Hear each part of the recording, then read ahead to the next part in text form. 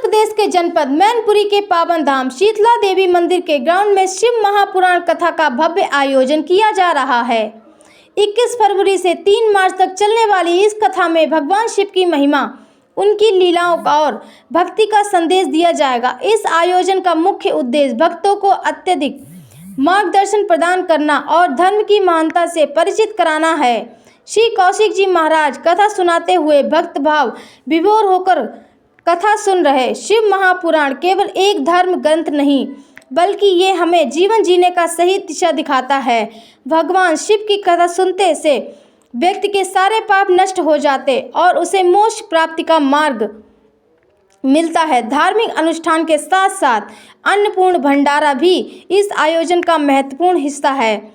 यहाँ नियमित रूप से हजारों जरूरतमंदों का निःशुल्क भोजन कराया जाएगा। आयोजकों का कहना है कि अन्नदान सबसे बड़ा दान है और इस सेवा में जुड़ने वाले प्रत्येक व्यक्ति को पुण्य की प्राप्ति होगी। हमारा उद्देश्य केवल कथा भंडारा फरवरी से लेकर के ये 3 मार्च तक मैनपुरी में एक कथा का आयोजन किया जा रहा है। इसके माध्यम से किस तरह किया जा रहा है? देखिए, जितने भी जो ये बड़े और विशाल जो आयोजन होते हैं वहाँ किसी देवता की कृपा होती है। तो दरअसल क्या है कि पूज्य महाराज श्री धाम वृंदावन में ही अपने संपूर्ण विश्व में वो कार्य कर रहे हैं। विश्वजाण मानव सेवा संघ चैरिटेबल ट्रस्ट एक ऐसा ये ट्रस्ट है जो परमार्थिक और धार्मिक ट्रस्ट है, जिसके माध्यम से हम केवल वृंदावन में ही कार्य नहीं कर रहे हैं, संपूर्ण विश्व में ये ट्रस्ट कार्य कर रहा है।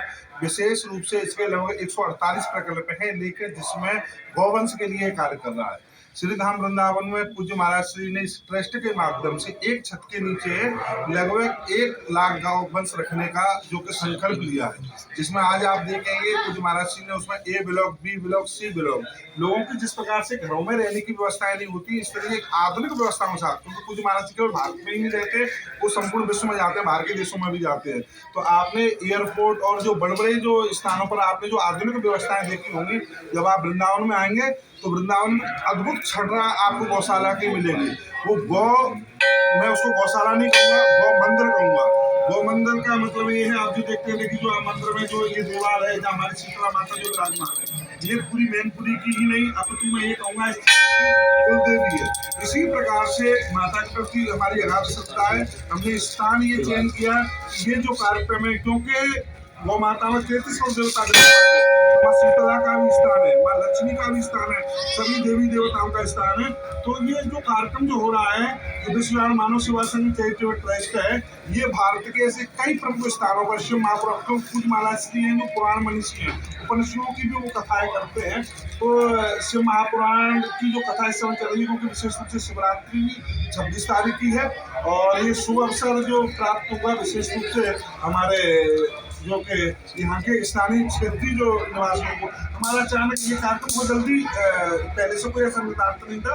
अभी कुंभ से जब वापसी हुई और मैं यहाँ शीतला माता मंदिर के दर्शन करने के लिए आया था, रात्रि को मैं आया हूँ, मैंने यहाँ के दर्शन किए, अंदर से कुछ ऐसी प्रेरणा हुई, मुझे भी ऐसा लगा कि माँ ये संकेत कर रही है कि इस स्थान पर इस समय शिवरात्रि के समय पर और गौ माता के निमित्त कार्यक्रम होना चाहिए। कुछ लोग जो मुझसे जो जुड़े हुए हैं यहाँ आपकी मैनपुरी से, उन लोगों के साथ चर्चा हुई और तुलसी तपोवन गौशाला के बैनर तले ये ट्रस्ट है। मैंने पहले ही कहा है कि संपूर्ण जो कि भारत में कार्य कर रहा है, उसी के जो स्थानीय जो शाखा यानी समिति को घटित करते हुए और तुलसी तपोवन गौशाला के बैनर तले ये संपूर्ण कार्यक्रम जो संपन्न होने के लिए जा रहा है और माँ की छत्र छाया होने के लिए जा रहा है, जहाँ देवताओं की कृपा हो। आपने देखा को देखिए, जैसे महाराष्ट्र ने नगरी में प्रवेश किया तो सबसे पहले शीतला के उन्होंने दर्शन किए, क्योंकि जिस भूमि पर हो रहा है, जिस प्रांगण में हो रहा है, जिस परिसर में हो रहा है, केवल आके जिसकी छत छाया में हो रहा है। तो महाराज जी मैनपुरी में आए तो सबसे पहले शीतला माता का दर्शन करके गए, उसके तदोपरांत फिर जहाँ से जाके, क्योंकि यहाँ के अद्भुत जो देव हैं भगवान श्री भीमसेन मंदिर में जाकर उन्होंने अभिषेक किया और वहाँ से जाकर उन्होंने कलश यात्रा उठाई और यहाँ आके उस कलश यात्रा का विसर्जन किया। तो इस प्रकार से ये कार्यक्रम होने के लिए जा रहा है। कल केवल 21 तारीख की कलश यात्रा थी, इस कार्यक्रम की पूर्णाहुति होगी वो 4 मार्च को होगी, क्योंकि जैसे श्रीमद् भागवत है जिसके लिए 7 दिन, श्री राम कथा के लिए 9 दिन और शिव महापुराण के लिए कम से कम 11 दिन। कथाएं तो वैसे तो ये ठाकुर की अथाह समुद्र है, कथाएं तो कोई पूरी नहीं होती, लेकिन पुराने की जो परंपरागत जो है भागवत के लिए कम से कम साप्ताहिक यानी 7 दिन का समय होना चाहिए। राम कथा यानी श्री रामायण जी की जो कथा होती है उसके लिए कम से कम 9 दिन का समय होना चाहिए, और जो पुराणों में आता है शिव पुराण के लिए कम से कम 11 दिन का समय होना चाहिए।